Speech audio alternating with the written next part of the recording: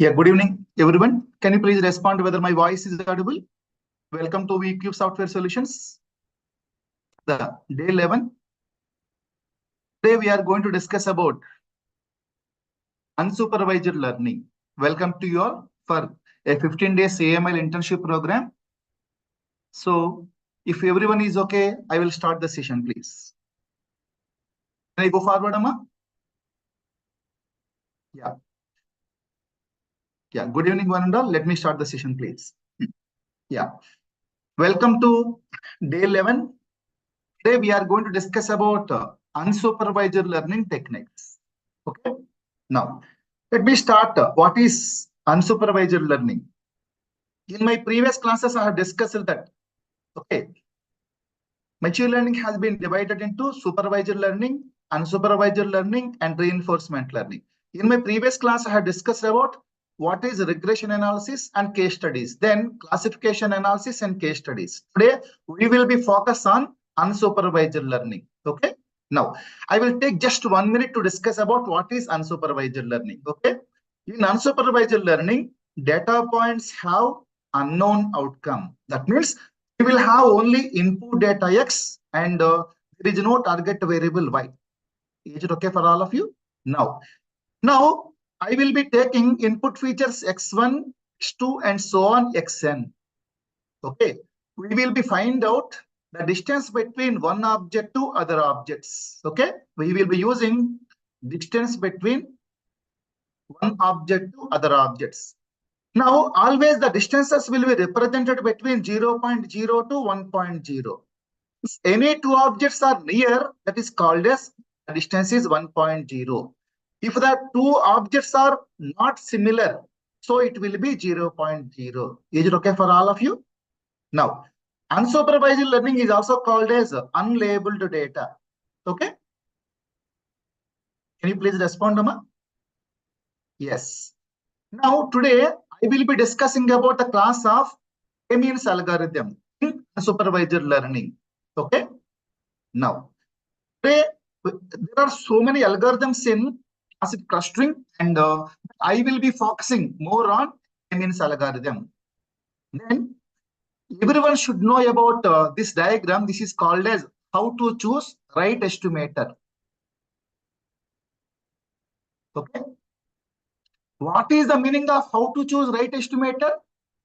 Whenever you go any interview, first of all, the employer will ask that, okay, in what way you people are applying the algorithms. So first of all, we will start here.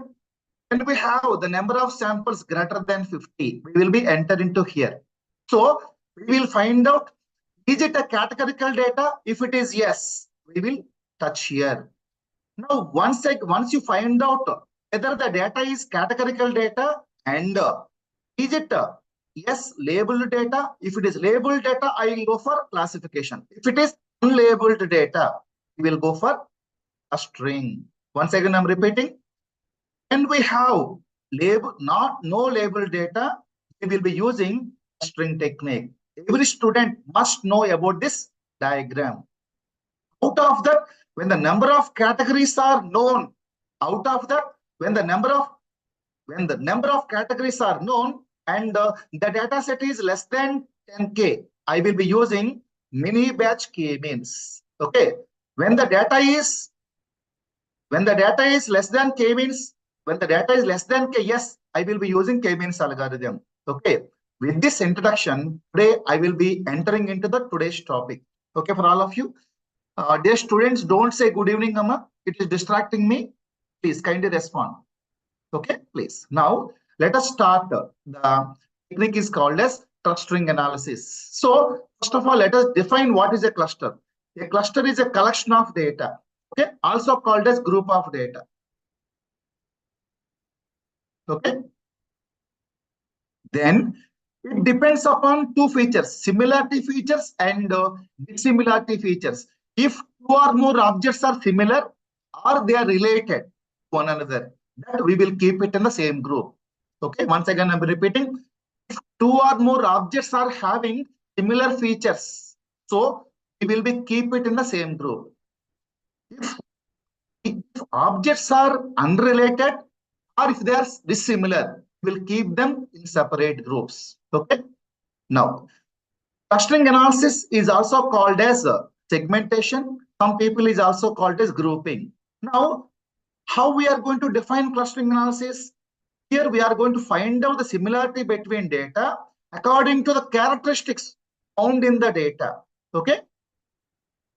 Now, basically, the topic itself is called as unsupervised learning. That means there is no predefined classes. That means there is no target variable. Clear for all of you, ma?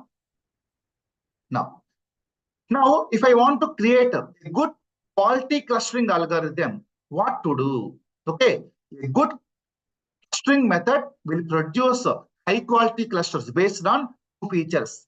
First one is they have high intra-class similarity, okay, and low inter-class similarity, okay. Now, if I want to say whether an algorithm is having good clustering method, it has to satisfy these three properties. First one is similarity measures used in that method. Various kinds of similarity measures are there. First one is Euclidean distance. Then second one is Manhattan distance. We may use cosine similarity. We'll see all of them in few minutes. Cosine similarity. Fourth one is Jockard similarity. Fifth one is Minkowski similarity. Like this, we have 50 plus similarity metrics are there. Using the similarity matrix, we will be find out the distance between one feature to other features. Okay, we will be using either Euclidean distance, Manhattan distance, cosine similarity, Jockard, or Minkowski. Using them, we are going to find out distance between one object to other objects. This is the first point. Second point is implementation of algorithm. Okay, the good quality of clustering depends upon the first characteristic is similarity measure, and the second characteristic is algorithms which you are using. In clustering, we have various kinds of algorithms such as k-means and hierarchical clustering and BB-scan algorithm. Like this, we have around 8 to 10 clustering algorithms are there. But today, I will be focusing on k-means algorithm. Is it okay for all of you? And third property is by using distance metric and by using k-means clustering algorithms. Now, we are going to find out okay, inherent patterns from the given data. Is it okay for all of you? Now, if anyone asks you what is the definition of clustering, you have to say this point, Amma. Okay for all of you? Now, first few minutes, we will discuss about, now I will be concentrating more on cosine similarity for few minutes. Okay, Nama? Cosine similarity.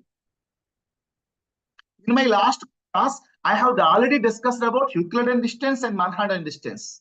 Now, first of all, 2 to 3 minutes, we will discuss about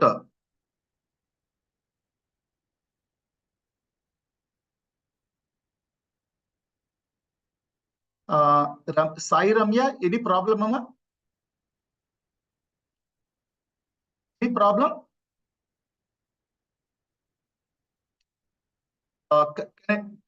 Yes, I think you have your problem, audio problem, Mama. Okay, Ramya, please check your internet. Okay, please don't disturb the class, Mama. Please let me continue. Okay, now first of all, I will discuss about what is cosine similarity. Okay, cosine similarity can be, in order to discuss about cosine similarity, I will be taking 2 documents and 1 query. Now, I will be find out the distance between this query to document 1 and query to document 2. Okay. Now, whatever the document which is very much similar, that will be extracted using cosine similarity. Then we will use the same cosine similarity in clustering algorithm. Okay, for all of you. Now, example, let us take one document and query. Basic similarity measure, how we will do here. 1 multiply 1 plus 1 multiply 1 plus 1 multiply 1. So it is 3. Remaining values are 0. Okay. Now, if I want to calculate the distance between this query to document 1, first of all, I will be calculating dot product. Here, First of all, the cosine similarity is having numerator is inner product between document and query. How to calculate and here. 2 multiply 0, 3 multiply 0 plus 5 multiply 2. So the distance between document 1 and query is 10.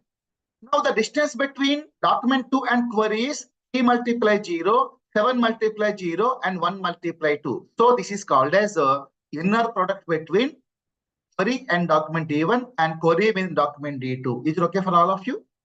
Now, what is the formula for cosine similarity? Inner product of query and document divided by square root of norm of document D and norm of the query.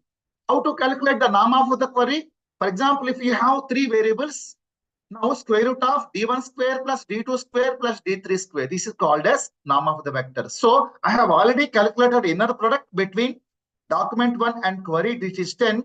Document 2 and query is 2. So divided by square root of 2 square, 3 square and 5 square. Multiply 0 square, 0 square and 2 square. Okay for all of you.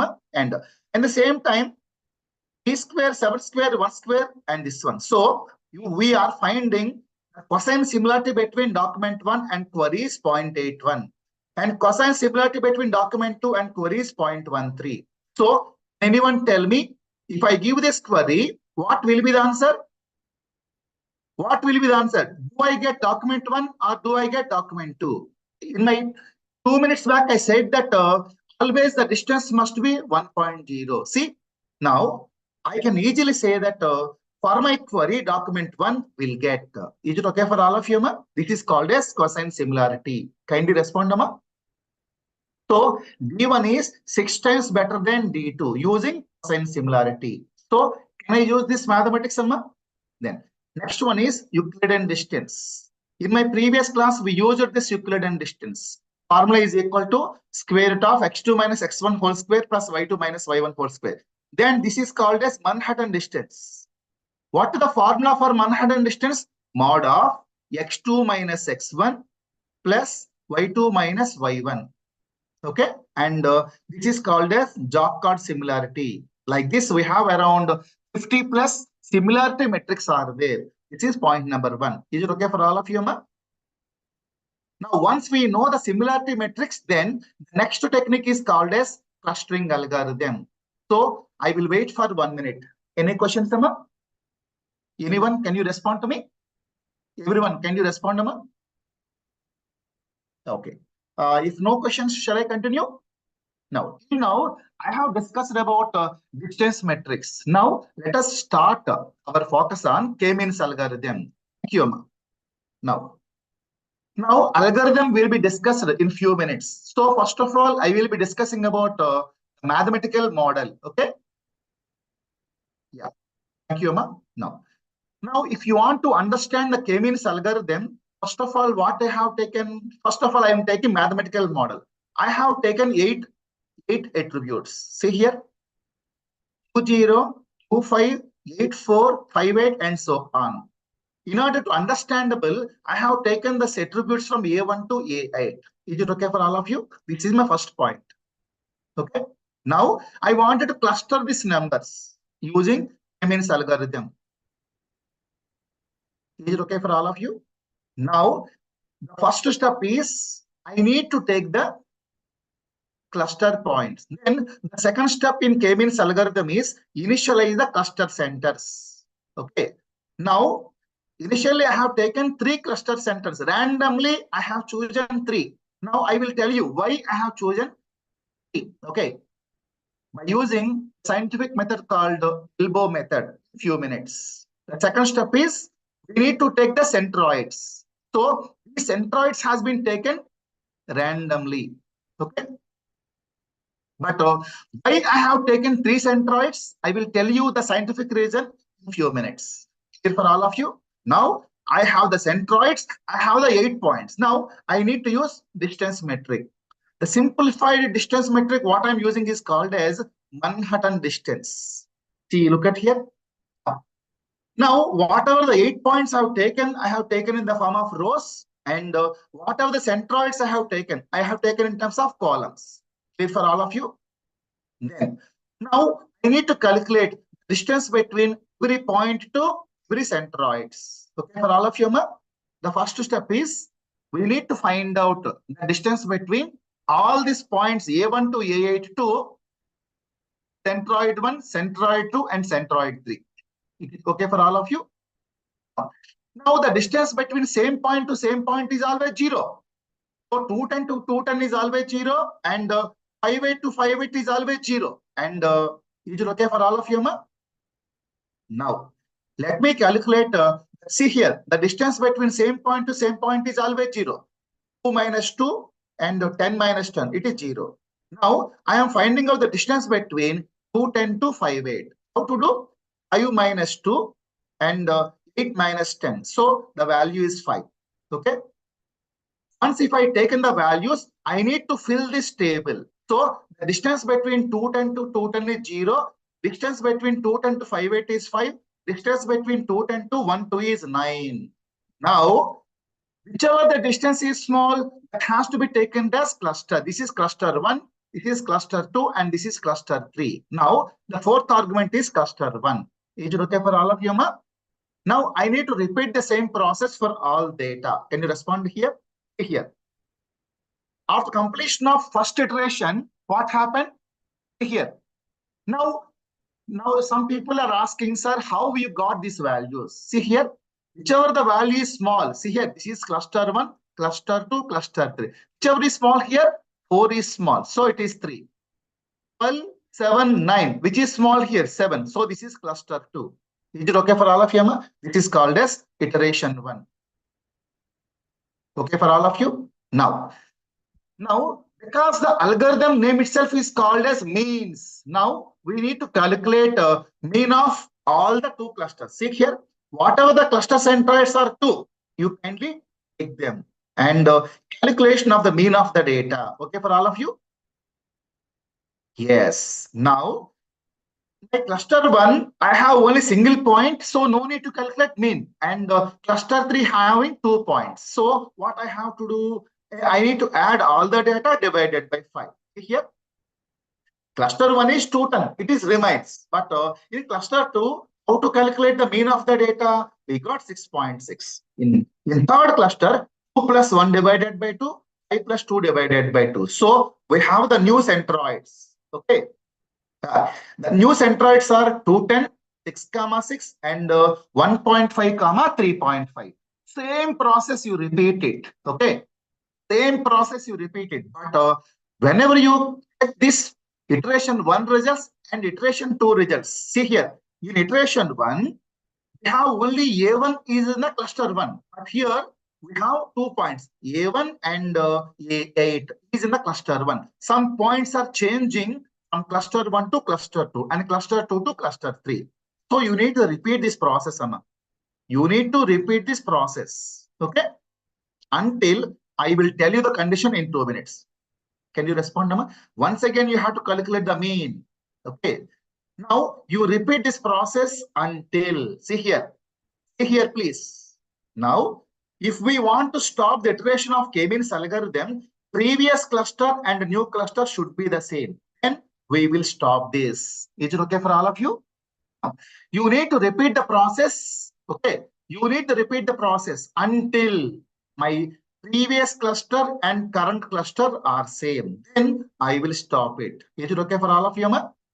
Now this is called as K-means algorithm. Now I did not given what is K here. I will be given K in 2 minutes by using a beautiful technique called elbow method.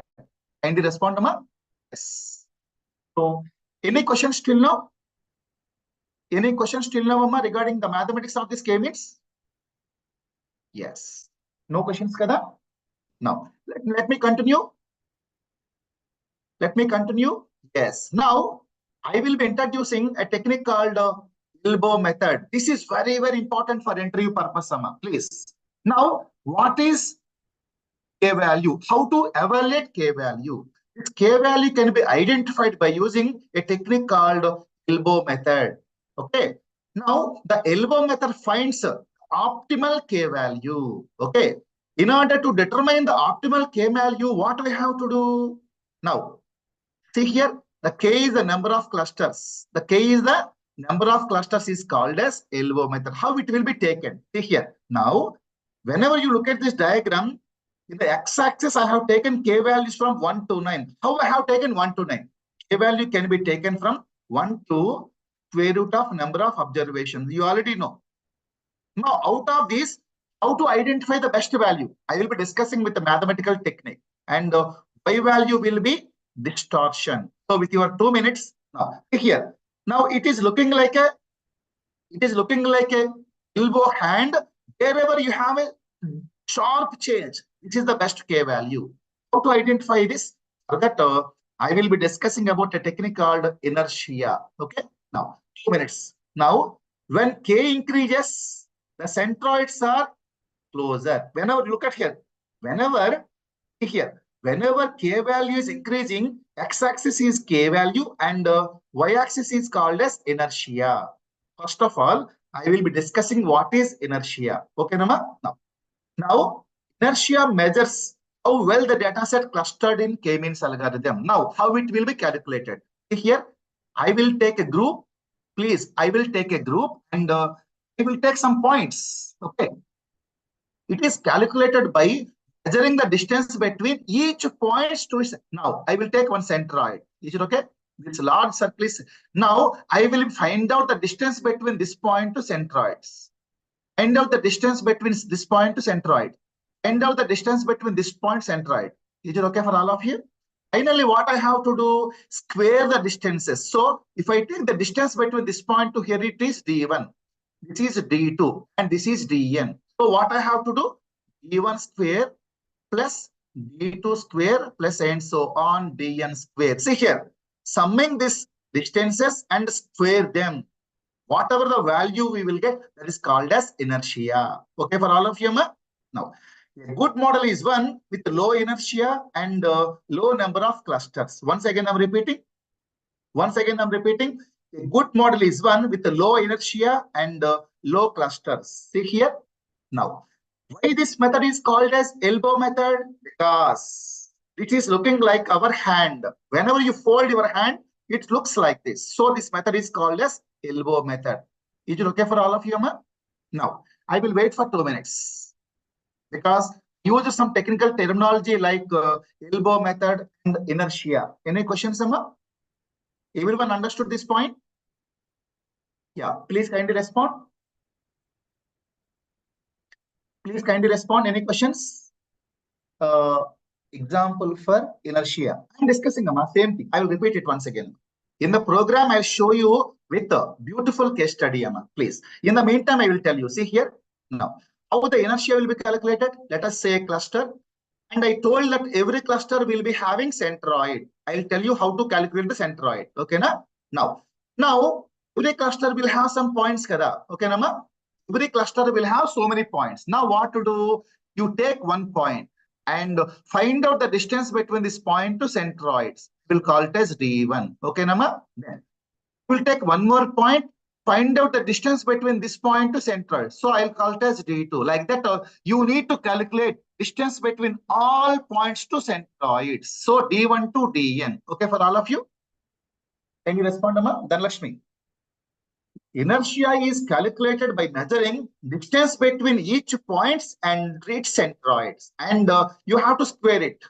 D1 square, D2 square, and space plus so on Dn square. Summing these squares, value is called as inertia. Now, this inertia value will be taken in y-axis. Okay. Now, a good model is one with a low inertia. Can you respond, Amma? Any questions? Yeah. Now, see here, how the elbow method will be checked. See here, on the x-axis, we are taking K value.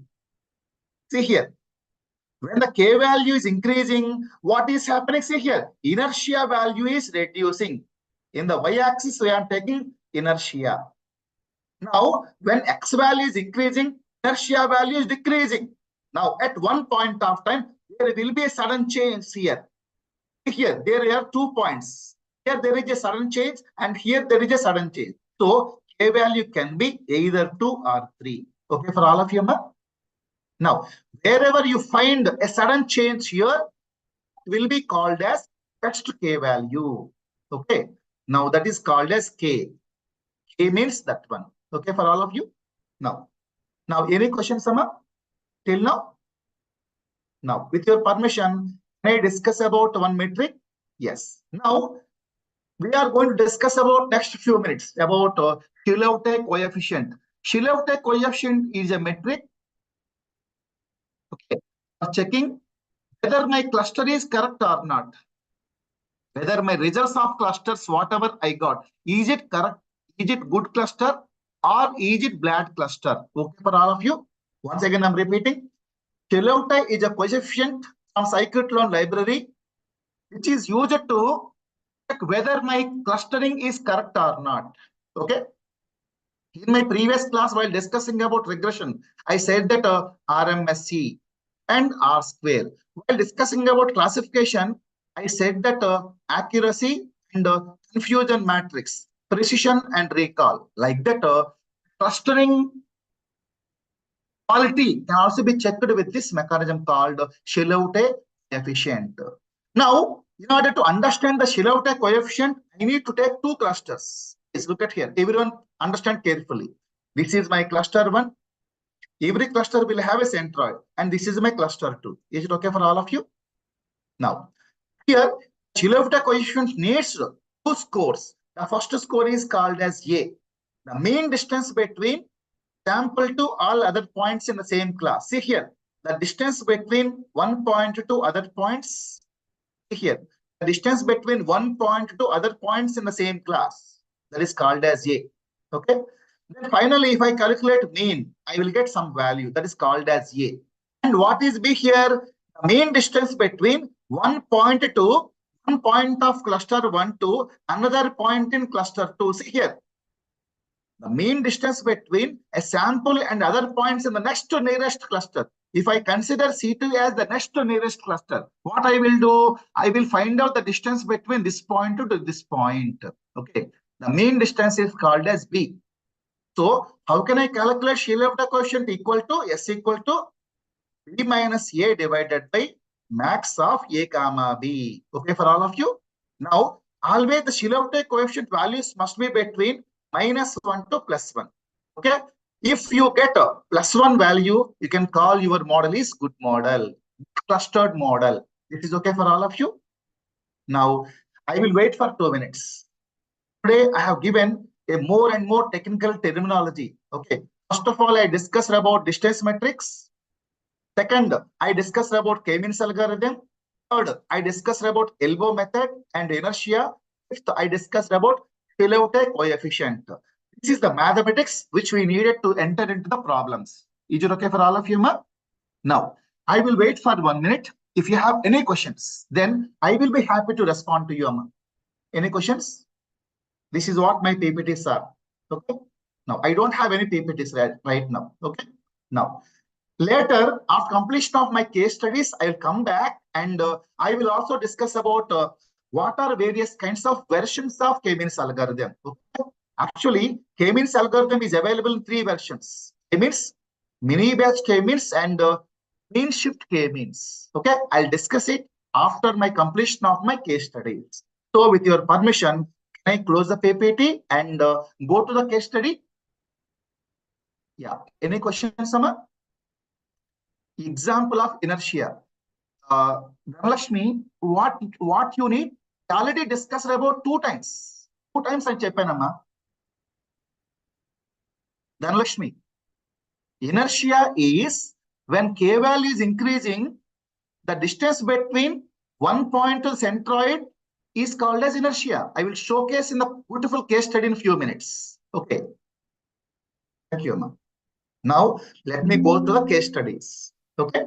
Now, let me close this PPT. Yeah.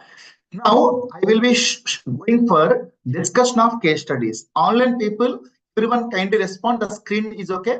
Font and the screen. Okay for all of you. Please kindly respond, Amma. Yeah. Now, let me discuss about mathematical example first. Okay. Let me take a pen. Just 1 minute. Yeah. Now I will be taking mathematical example. First of all, what I'm using, import matplotlib as pyplot.plt. This is used for data visualization. Okay, because I will be drawing a scatter plot. Okay, matplotlib is used for data visualization, and NumPy is a library used for mathematical operations. Because I will be dealing with the NumPy array, I need to import NumPy as NP. Then, if I want to work with the k-means algorithm, I am importing from sklearn.cluster import k-means. Okay for all of you, ma? Okay for all of you. Now, I will be taking 10 points. Increase the size? Yes, I'll increase the size, Amma. Yes. Okay, just give me 1 minute. Now, okay, I have increased the size. Clear, Amma? Now I have taken array. Now, in clustering, I will be having only input data, but there is no target variable y. So, let me take input data and let me run. See here.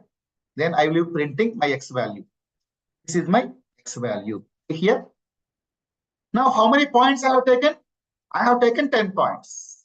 Now, I will be drawing a scatter plot between them. See here. Now, I will be taking the first column and I will be taking second column. Okay. Then let's draw the scatter plot. Now, whenever you look at this scatter plot, see here. Whenever you look at the scatter plot, you people are finding so many points on the. So, my first point is it positive? Yes, absolutely. Okay. The clusters are positive. Okay. Then my next point is how to create. First of all, you need to implement an object of k-means algorithm. Okay. And initially, I have taken the number of clusters as 4. Okay, for all of you. Now, why I have taken number of clusters as 4? I will tell you in 2 minutes using elbow method. Practically. Okay. Now, initially, I have taken the number of clusters as 4, and I will be training the data. By using fit function, I'm the training data. Is it okay for all of you? Then, now, this is just warning and don't worry. Then, I will be displaying the cluster centroids. See here, these are the cluster centroids. Okay.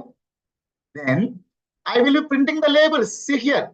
Now, my 8 points has been divided into 4 clusters. See here, first 4 points are cluster 0 and remaining points are cluster 2, cluster 1, cluster 3. Now, you should ask one question, sir, how did you taken k equal to 4? Okay, I will answer in 2 minutes. Technically, I will answer this question in 2 minutes, Sama. Can I go? Now, at completion of clustering, here what I'm doing? Once again, I'm drawing scatter plot and it k-means as labels. Now you can see a beautiful diagram. Can you please observe, Amma? You see here. Now my entire data has been divided into 4 clusters. This is cluster 1, and these 2 are cluster 2. These 4 are cluster 3, and single point. This one is cluster 4. Is it okay for all of you? Now, kindly respond to me. Now, I have not done anything. I have not done anything. Simply, I called. Here, I have done only 2 steps. Import the k-means algorithm and create an object of the class. Please, I have done only one thing. I have imported k-means algorithm from sklearn. Then the second step, what I have done is created an object of k-means algorithm. Created an object of k-means algorithm. Okay. Then first step, what I have done? I have done fit function on training data. That means just simply trained. Okay. Now with your permission, I wanted to discuss a small case study first. Is it okay for all of you? Now, can I take the data set and can I show you the people who are entering into the clustering? First of all, they will practice this data set. Clear for all of you? Now, first of all, I will show you what is the wholesale class retail database. Okay, this database is taken from Kaggle. Okay, for all of you, ma? Yes. Now, I will showcase this database for 2 minutes.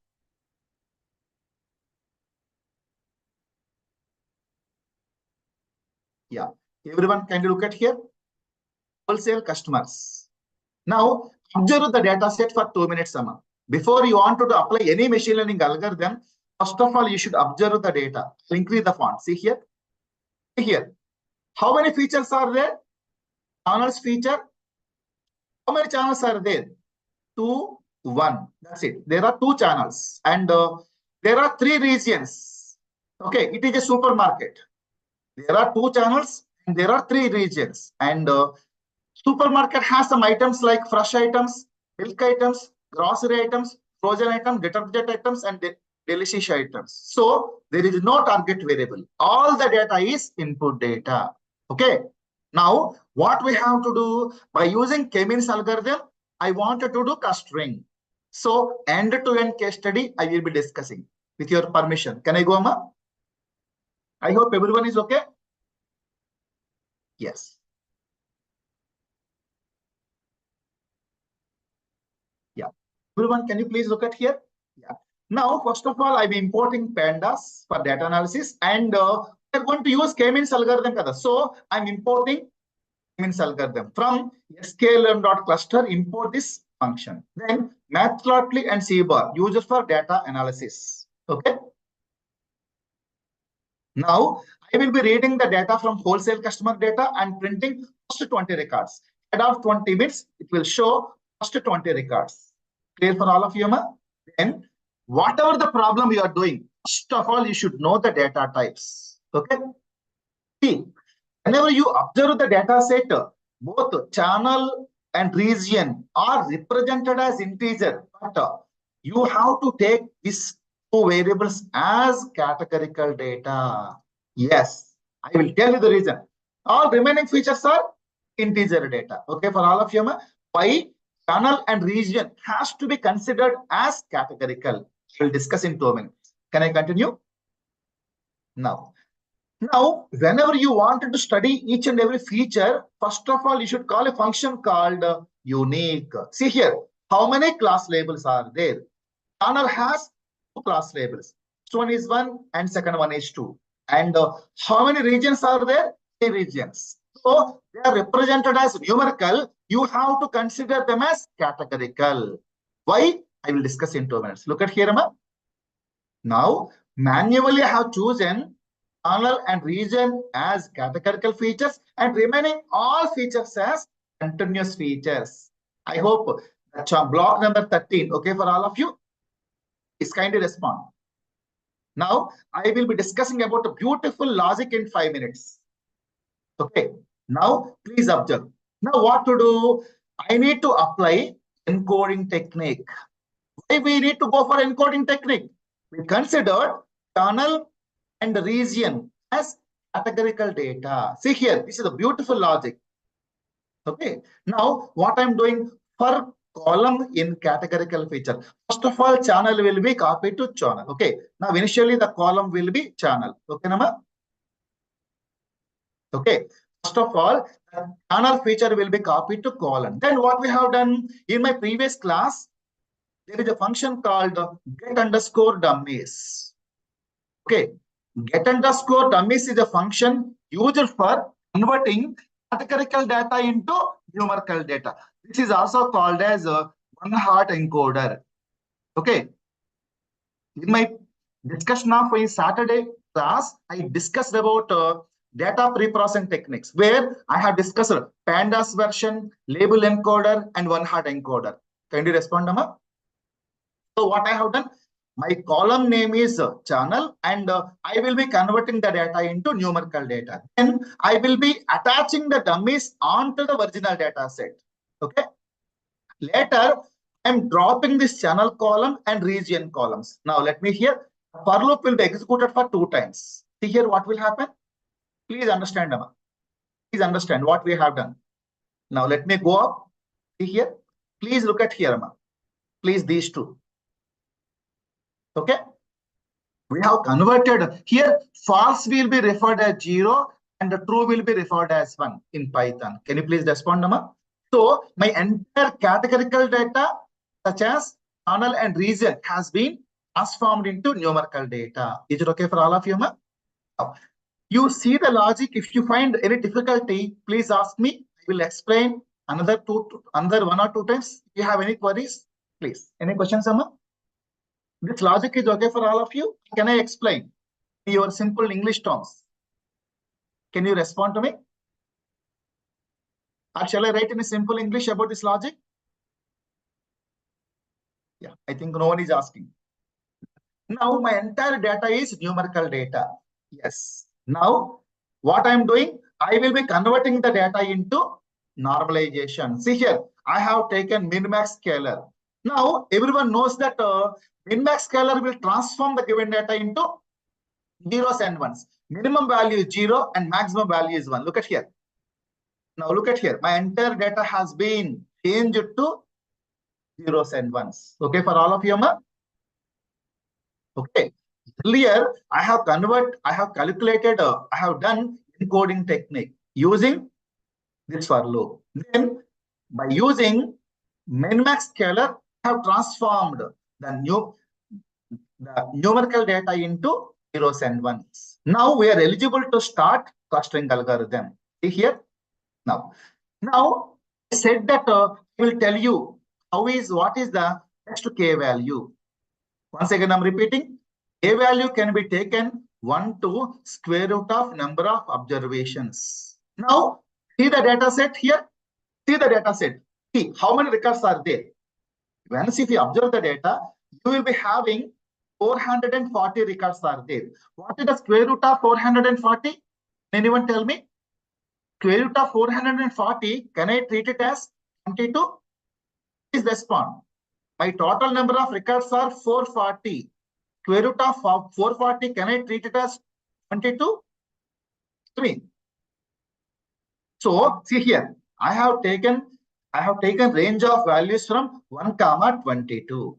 So some people are asking about what is inertia. See here, inertia is also called as sum of square root distances from every point to other points. Now, first of all, k will be 1.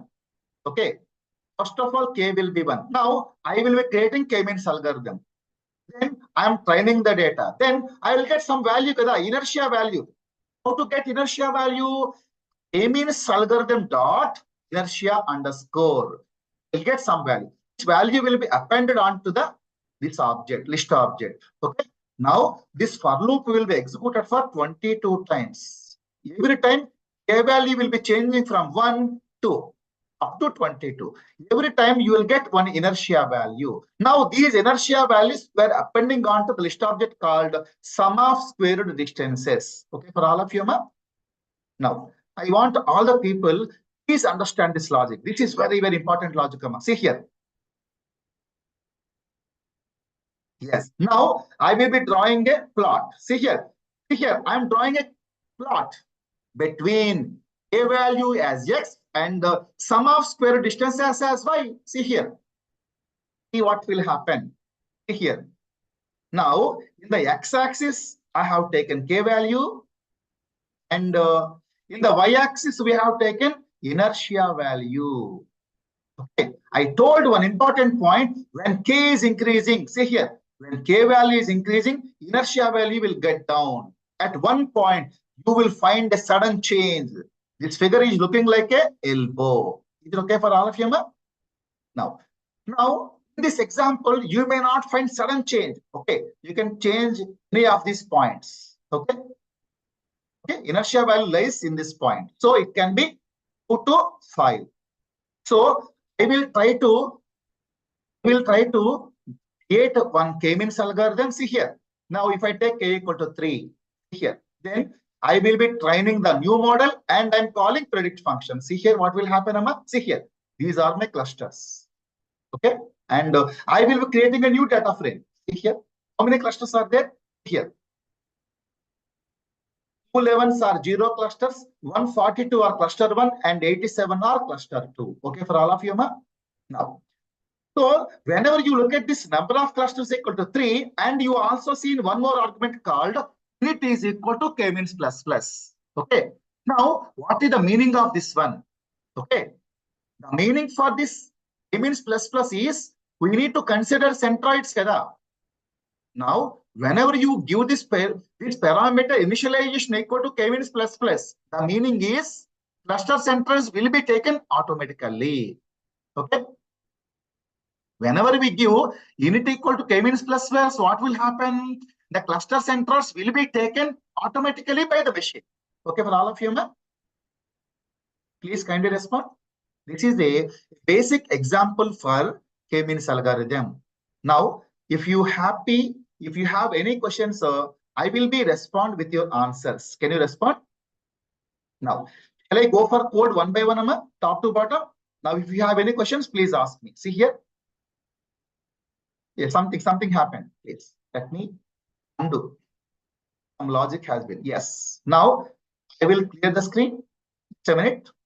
Yes. Now I'll go up. If you find any difficulty, any one of the code, I will repeat once again. Any questions? Yeah, you start from here. Yeah, you please start from here. Any steps, if you find any difficulty, I will be discussing n number of times. Okay, because the ultimate goal of this internship is to give good knowledge to the students. Okay. The ultimate goal of this internship is to give good knowledge on each and every topic of AI/ML. Any questions, Sama? I will be waiting here. So, shall I go down? Yes. Now, still shall I go down? Now, this is the most important value, A value. Yes, that's it. I hope no questions from anyone. Yes. So, shall I shift my focus to another case study? Shall I shift my focus to another case study? Now, here, I will be taking another beautiful case. Yes. Now, I will show you the database first of all. See here. Income data set. See here. Very small data set, but you will get enormous knowledge from this. See here. I want all the people. Can you please respond, Amma? Yes. Now, I have features such as name of the customer, age of the customer, name of the person, age of the person, and income of the person. So we have 3 columns. Okay. Now, very small data set, Amma. Data set is very small, but you will get good knowledge. Can I go? Now, let me close this. Now, let us go for the problem. Can I go? Now, first of all, I'm importing k-means algorithm. Then, pandas for data analysis. And this is for standardization of the data, min-max scalar. Then, this is nothing but matplotlib. And what is the purpose of this one? If we want to draw data visualizations on the notebook, we are going to give matplotlib inline. And these 2 lines are used for suppressing the warnings. Whenever you get any warning, what you will get? Yellow kind of symbols you will get. Okay. What is the purpose of getting warnings? Means if I use any old method, maybe previous version method, I'll get warnings. Okay, for all of you. Now, let me read the data. Yes, look at here. So, totally how many records are there? Totally 22 records are there because index always starts from 0 to n. So, total I have 22 records. Now, I wanted to find out the relationship. See here, I am creating a scatter plot between x-axis is the age and y-axis is income. See here. See here. Now, if you observe this result, now let me go a little bit. Yes. Now I can simply say one point. So shall I say this one cluster? And we can guess this is one cluster. We can guess this is one cluster. Can I take this C3, C2, and C1? Can I do? Can I do, Amma? Now, but scientifically, I will prove in few minutes. Okay. Actually speaking, whenever you do scatter plot, now it is giving little bit knowledge about this may become cluster 1, this may become cluster 2, this may become cluster 3. Is it okay? Now let us start with the k-means algorithm. See here, I'll be increasing the font. My font is okay for all of you. Now, first of all, I have taken my number of clusters equal to 3. Then I'll show you with k-means algorithm. Now, I will be doing fit and predict function on these two attributes. Now see here what is happening. Here what is happening. Now I got three clusters. Okay, some clusters are with 0 label, some clusters are with 1 label, and some clusters are with 2 label. Is it okay? Okay. Now what I am doing, whatever the, see here, I will be creating a new label. I will be creating a new label such as cluster. See here, what I am doing, whatever the predictions are there, I will be storing in a new column. Now look at here, we created a new column.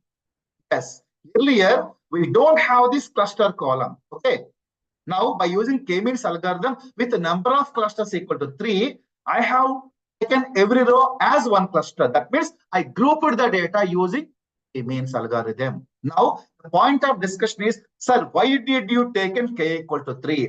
I will tell you the reason in 2 minutes. Okay, for all of you? I go. Please kindly respond. Now, here, let us see cluster centers also. These are the cluster centers. Okay. Now, I wanted to draw, see here, I wanted to draw cluster centers for this diagram. See here. So, there are 3 clusters. Kada. So, cluster center 0 will be stored in a variable df1. Cluster center 1 will be stored in data frame 2, and cluster number 2 will be stored in data frame 3. Okay. Then we draw this scatter plot. See here. Then we draw this scatter plot between these 3 points. See here. We have drawn a scatter plot between these 3 points. Now, how can I understand this? See here. Whenever I draw a scatter plot, see here, there are some mistakes. These two are misclustered. Okay, not clustered properly. And these 2 points also not clustered properly. See here. And the star is a cluster center. This cluster. The star is a cluster center, this point. Now, let me go up and here. And this, yes, only this cluster has done successful. Remaining 2 clusters are bad clusters. Can anyone tell me what the reason behind it? Why we got bad clusters? Even though we have done k-means algorithm with clusters equal to 3, we got bad clusters. Can anyone tell me the reason? Just can you guess why we have these bad clusters? Because we have bad clusters because the data has not done proper normalization. Here, before normalization, we got the bad clusters. Now I am doing min-max scalar. See here, what will happen after normalization of my data has been changed to, I am not taking name, I am taking age and income only. Now let us draw scatter plot. See what will happen. Now see what will happen. Do you find any bad clusters? No. This is cluster C1, this is cluster C2, and this is cluster C3. Got it, Amma? So, whenever you are taking machine learning algorithms, you must be clear that normalization is, please note down, normalization is directly proportional to performance of algorithm. Okay? Kindly respond, Amma. Any questions? Star is not center. We have not taken the star. I'll take the star right now. Don't worry. See here. We'll take the star right now. Okay. See here. Now, once again, I'm predicting the data. Then I stored once again new cluster. See here. New cluster centroids. See here. And these are my clusters. Now, I will be creating a cluster star here. See, here you will see this. Now, you can see everything. See here. I'll show you. Don't worry. See here. Now this is one cluster. This is centroid. This is another cluster. This is centroid. And next one is, look at here. This is third cluster. This is centroid. Okay, for all of you? Mohit, don't worry. We'll teach everything. Okay. You got the cluster centroids. Kindly respond, Mohit. Yes. Now, I will be discussing what is elbow method. See here. What is elbow method? Okay. Now I have taken k values as 1, 10 and same for loop. Then here, then I am drawing plot. Then this is my elbow method. Can you please tell me what was the best k value? See here. We can easily say that there is a direct impact here. Direct impact, A equal to 3. That's it. That's what we have taken, A equal to 3. Now, you also find this sum. This is also, there is a change. But here it finds steep change. Okay. So, we have to consider K equal to 3 for the K-means algorithm. Now, I will wait for 2 minutes. Can anyone, any questions, Sama? Now, sir, why did you take in K equal to 3? The reason is that elbow method. Okay for all of you? Okay for all of you? Now, I will wait for questions. I will wait for questions, Sama. Yeah, thank you very much. So, if you don't have any questions, shall I go for one more case study? Now, why we are teaching this? Because as a student, you have to take one project and you have to complete the project. That is our aim. So slowly we are teaching data pre-processing techniques, NumPy and Pandas. In one class we taught regression analysis and case studies. In one class we taught classification techniques. In one more class we are teaching clustering analysis. Tomorrow will be the natural language processing. Okay. Now with your permission, can I go for one more case, Amma? Yes. Now, I'll go for one more case study. Okay, yes. First of all, I'll show the database. Yes. Data points are clustered based on what? Clustered based on their distance matrix, Amma. Okay. I already shown Sandeep. I've shown entire mathematics and I have shown the case studies also. Okay, Sandeep. Now, the data points are clustered based on the distances between the points. The distances between the point to the centroids. Okay, I already calculated inertia also. Okay. Okay, Nama? Yeah. Now, I will be taking one more case study, mall customers. Just look at here. Now, I have taken another simple case for clustering algorithm. Sir, notes are available to practice. Yes, notes will be given at the end of the session, Sama. First, you complete all the sessions and write the examination. Okay. Then the institute will provide the notes to you also. Okay. Yeah. Now, in this case study, we have taken 4 parameters. See here. First one is the customer ID, and second one is the genre. Third one is the age. Fourth one is the annual income, and fifth one is the spending score. Okay, for all of you. Now, I am not taking these 3 columns, but I wanted to find out the relationship between annual income and spending score. We know that when income is increasing, definitely spending score also increases. It is absolutely scatter plot. Always the scatter plot between annual income and spending score must be positive. Okay, shall I showcase this one using K-means algorithm? Can you respond, Nama? Now, first of all, let us go. How many records are there? 200 records are there. Square root of 200 is how much? It will become K value. Now, my third case is shopping mall customers. Now, see here, Amma. First of all, I will be importing pandas, numpy, matplotlib, and these 2 statements are suppressing warnings. Okay. Now, I will be reading the data, and I am taking only all rows, all 200 rows, and third and fourth columns only. Now, see here. Now, what is the meaning of third and fourth columns? Annual income and spending score. I'm not taking remaining features. Okay, for all of you.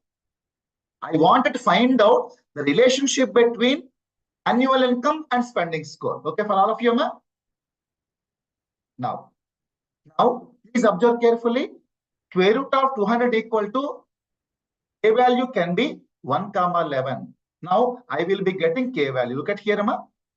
First of all, I'm identifying what is K value. See, now, in this example, can you tell me what will be the best K? Either this point or this point. So, K can be 3 or K can be 5. Is it okay? Now, mostly I am finding steep slope at K equal to 5. So, instead of taking this point and this point, I am considering as K equal to 5. This is beauty of elbow method. So, can you please see the logic, Amma? Are you asking any questions? Here. Now, initially, k values can be taken from 1, 11. Initially, k will be 1 and train the data. Then, whatever the inertia values are getting, those values will be stored in variable called as WCCS. That is called as inertia. Then we draw a plot. Okay, for all of you? Please kindly respond to me. Okay. Okay, Nama? Then, now I found that k equal to 5.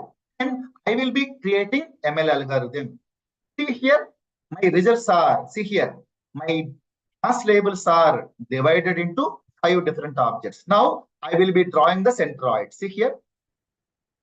See here, Amma.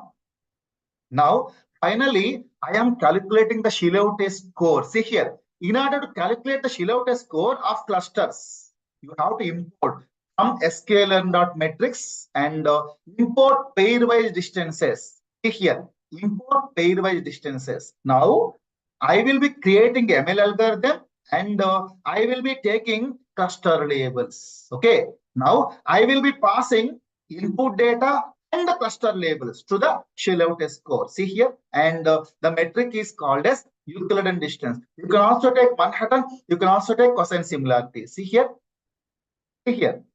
and the Shillout score is it is giving 0.55.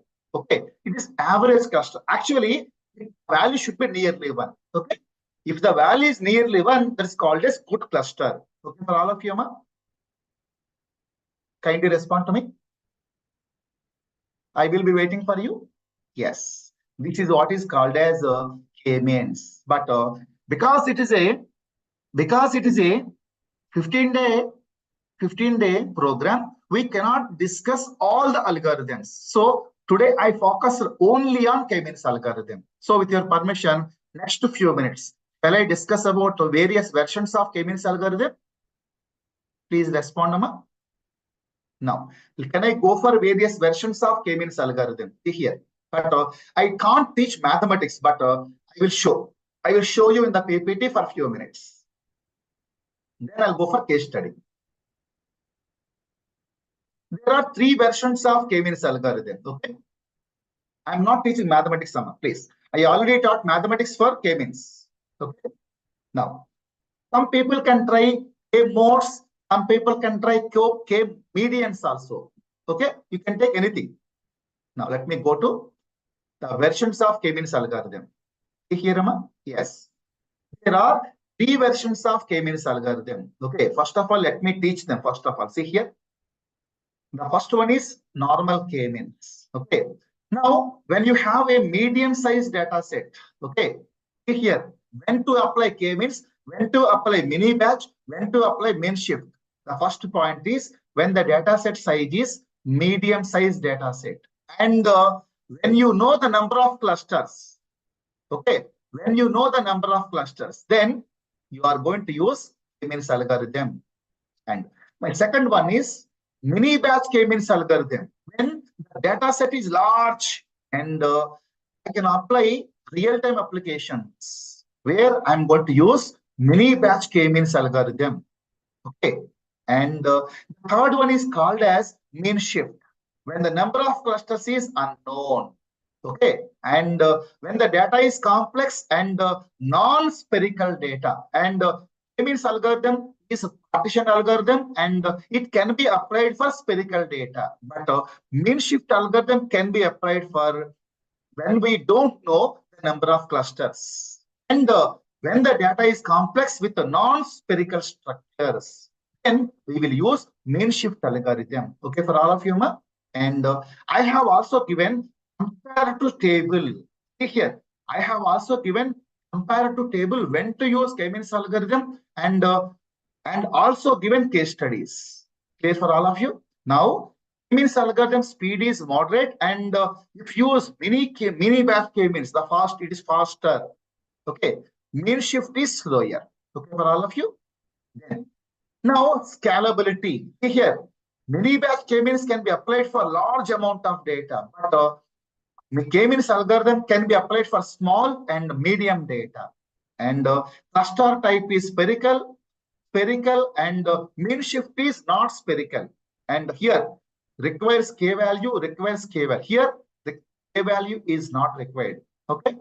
And here, outlier, whenever we have outliers in the data, it is sensitive, and robust. Now, mean shift algorithm will work effectively when you have outliers in the data also. Okay, for all of you, ma? Now, with your permission, if you have any questions, I will be happy to respond to you. Okay? Which is what is called as the first technique is in unsupervised learning. Okay. Now, with your permission, can I take association analysis also? Or shall I stop it? It's up to you. I have given end-to-end of K-means algorithm with 3 case studies. Okay. Dear students, can you respond to me? Can you please respond? Yeah, definitely. I am here to give you good knowledge, Amma. Definitely, I'll give good knowledge. But let me take one more case, association analysis. Okay. Now, basically, yeah, look at here, Amma. I will tell you what is the purpose of association analysis. Now, how many of you know about supermarkets? Like, how many of you know about supermarkets? Okay, like Vijayata supermarket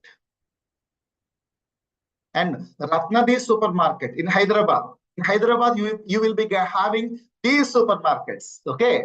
Now, every supermarket, now, here, we will apply this association analysis on retail industry. Okay. What is the meaning of retail industry? Here you are going to find groceries items. So, it is also called as market basket analysis. Okay. Now, association analysis is a topic is also called as supervised learning, basically used for recommendation systems such as Spotify, Netflix, and YouTube. And also have an example. Okay. Now, one of the biggest example of association analysis is relation. Now, whenever Walmart chain of stores in the United States studies the shopping behavior of customers. Yes. Now, the study shows that 3% beers bought together. Whenever we go to supermarket, we may buy one item. Sometimes you may buy multiple items. Okay. How frequently we will buy one item along with other items? That will be decided by association analysis. Okay, for all of you? Okay. Now, if you want to know about association analysis, first of all, I need to introduce some topics. Okay, na? Please let me introduce some in basics. Yeah, just give me 1 minute. Let me clear the screen.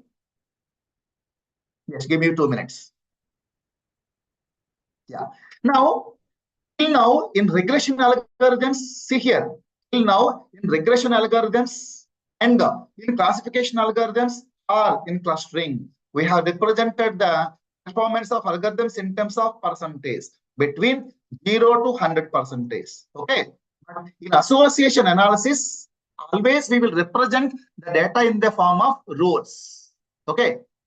We don't view the performance of algorithms in terms of performance 0 to 100. But in association analysis, always we'll give the result in terms of rules. Okay. How the rules will be given? Now, here we will be taken X is one item set and Y is another item set. What is the relationship between X item set and Y item set? Okay. Now, instead of teaching theory, I will go for a beautiful case study. I'll discuss. It is simple logic. Okay. Now, see here. I will take a beautiful case study for this summer. See here. Association analysis, and I will take a case study. I will explain each and everything very simple, Amma. Now, if I want to work with association analysis, I don't have any library for scikit-learn. I don't have any functions and classes from scikit-learn. So I need to import a library called ML extend. It is also one of the library, Amma. Okay. Now, if I want to work with what I have to do, I need to import it. Install ML extend. Okay, for all of you. Okay, for all of you. Now, Once if I imported, what I have to do, I need to use some ML extend dot.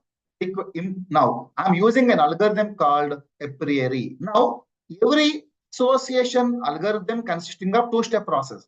First step is generation of association rules.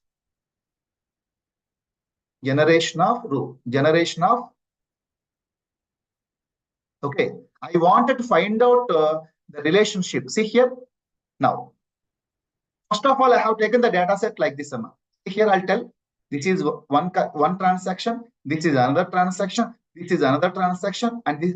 So I have taken four transactions: T1, T2, T3, and T4. Okay, for all of you. Now I have considered this as data set. See here. Now you need to do encoding. Now in transactional data, encoding can be done by using a class called a transaction encoder. Okay. First of all, I'm creating an object of the class. Then I will be using underscore transformation. See here, my entire data has been changed to ones and zeros. So now I will be creating a data frame. See here, Emma. See here. My first transaction is look at like this. See here. Apple I have, bread I have, and milk I have. Okay, now. So means that item is presented in the first transaction. Okay, for all of you. Now, what I have to do, see here. First of all, I have to generate frequent item sets. How it will be done? By using an algorithm called as a priori. A priori is an algorithm where I have to use the data frame and I have to use another metric called support metric. Now, whenever I call this algorithm, see here what rules I'm getting. See here what rules I'm getting.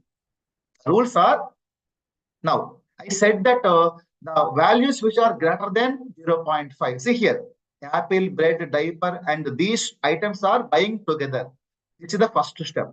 The first step of association algorithm is generation of frequent item sets. Okay, generation of frequent item sets. Frequent item sets. What is the meaning of frequent item set? If a customer who buys X items, they also buy Y items. What is the relationship between X and Y? Okay. Now, the second step is called as generation of the rules. See here, rules can be generated by using a function called association rules. Now, I will be sending the frequent item sets with one metric called confidence. See here, now I got the rules. See here, the person who is buying apple, they will also buy milk. The person who buy bread, they will also buy bread. A person who buy bread, apple, they will also buy milk. So in association analysis, what we will do is we will release the rules. Now, Vijayata supermarket people and the Ratnadev people, what they will do? They will arrange these three items at one place. So the customer will pick and it will increase the revenue of the organization. Okay, Nama? I hope it is clear for all of you. This is what is a simple introduction to association analysis. The basic purpose of association analysis is to find out the relationship between one transaction with other transactions. Okay, for all of you. This is what is today's session. Tomorrow, I will be discussing about a beautiful topic called NLP, stands for Natural Language Processing. Okay. Yeah. Now, this is my topic. Now, if you have any questions, please ask me.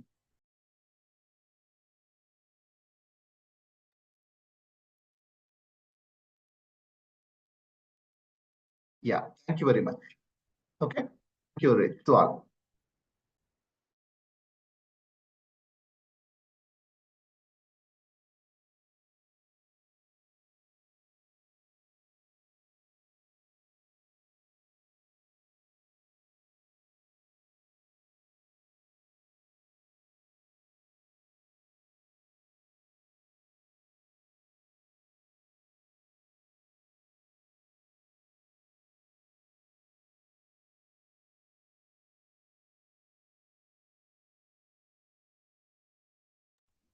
The test will be on Monday.